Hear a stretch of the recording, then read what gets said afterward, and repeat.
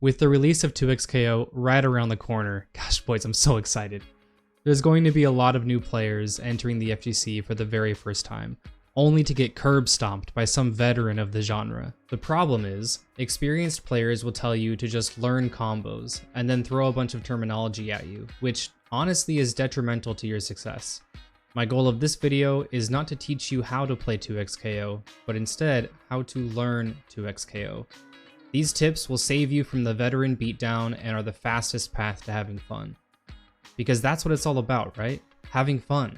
I'll be specifically talking about 2xKO, but the methodologies can be applied to any fighting game in some sense. First, we're going to pick a controller, and now it really doesn't matter what controller you pick. If you're on console, use the controller that came with it. If you're on PC, you can use keyboard or really any controller that works with your PC.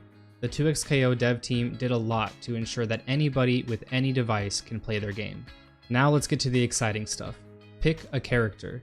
And I cannot stress this enough, pick a character that looks cool to you and embodies how you envision yourself playing the game. Remember, the whole point is to have fun. Don't worry about tier lists as they don't make a difference when starting out. Just know that if you pick a hard character, you may find it more difficult to execute or win. You might want to consider picking an easier character, but it's totally up to you. Don't feel tied down to this one character, as you will more than likely switch later on as you learn more about the game or about the characters and what you like. Also, don't worry about picking a team yet. In 2xKO, you select a modifier before each match, which changes how you interact with the game or play it. These modifiers are called fuses. If you are brand new to fighting games, then I recommend picking either the Juggernaut or Sidekick fuse. Both will limit your team to one character and give you some buffs in return. This will make it a lot easier to learn the game as you only have to do it through the lens of one character. Now that you've picked a character, please, for the love of God, do not hop into a match against real players. I promise you will not have a fun time, but don't worry, we're almost there. First, you want to enter training. This is going to be your best friend moving forward. You want to focus on how to move within the space. Learn how to dash, learn how to jump, learn what your basic moves and special moves are. Practice performing them by themselves so you can build up muscle memory. You can pause and take a look at your move list to understand everything your character has up their sleeve. You may also want to check out the tutorial, but in my experience, it's pretty hit or miss on actually teaching new players how to play the game, but your mileage may vary. Once you feel like you can remember your moves and execute them consistently, it's time to fight a moving opponent, either with the training dummy or with a friend. Practice using the moves you learned in different situations. Use your big slow moves when the enemy is far away, and use your smaller, faster moves when the enemy is close. Be intentional with your button presses and do not mash them. In observing the opponent and intentionally executing your moves, you will start to see which moves land in which situations. You will naturally start to piece together the puzzle. Learning these fundamentals are paramount to your success and having fun.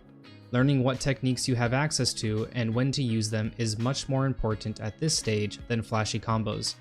If you can't land the combo in the first place, then what use is it? Take it from me, combos do not win games.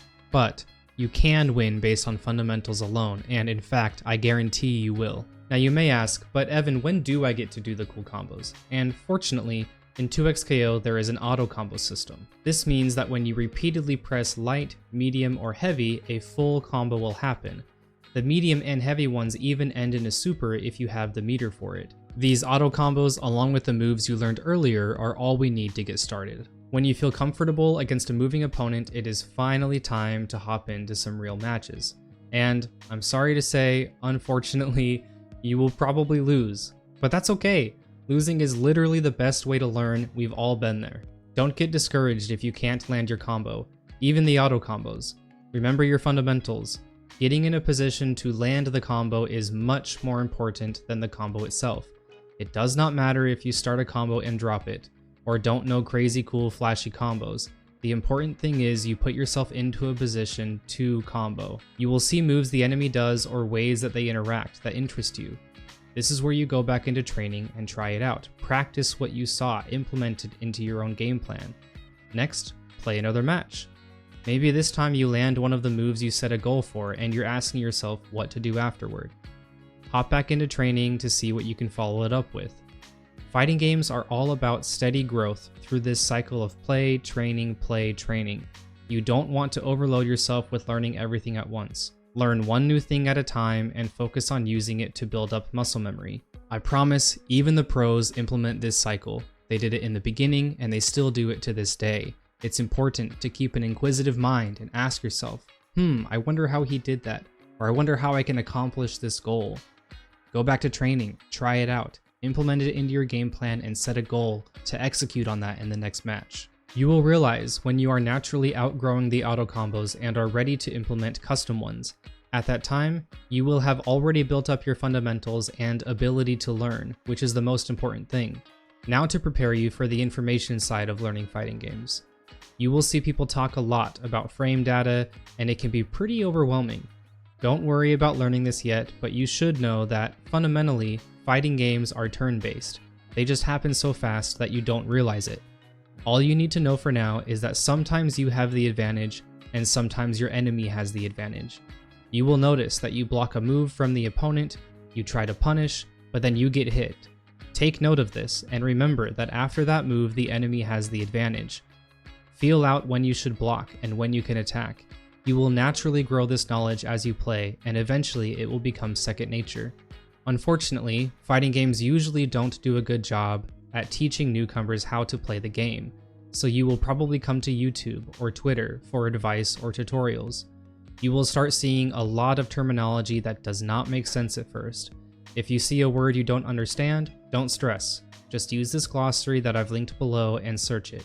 It will explain everything in plain English and is great for learning the language of fighting games. The 2xKO community is still undecided on how they will notate moves. If you see people saying, just use Darius down heavy in that situation, then it's pretty self-explanatory and that makes sense. But you will see things like 2H, 6L, 3M, and in that case they are using what is called Numpad Notation. The letters correspond to a button.